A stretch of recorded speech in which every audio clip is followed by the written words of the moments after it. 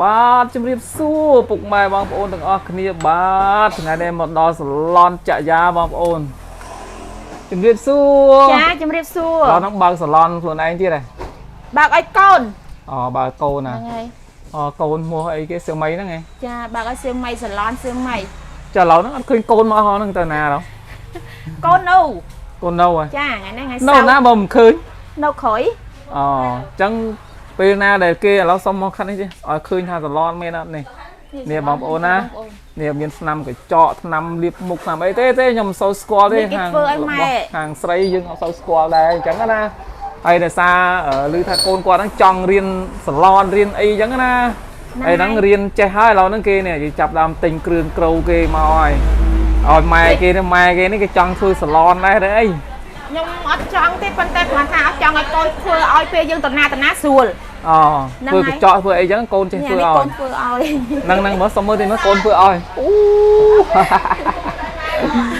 អូ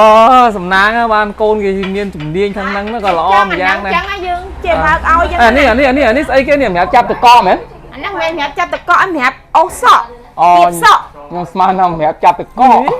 ចេះតែមានហ្មងនេះសម្រាប់គៀបសក់គេសក់អូ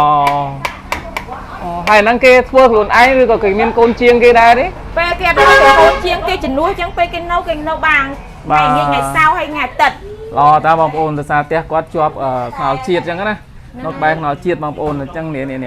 គេចំណូលហ្នឹងក៏បើកឲ្យគេទៅជាប់ខ្នល់អញ្ចឹងមានមនុស្សចេញចូលច្រើននេះប្រដាប់ប្រដាគេក៏មានច្រើនដែរហើយ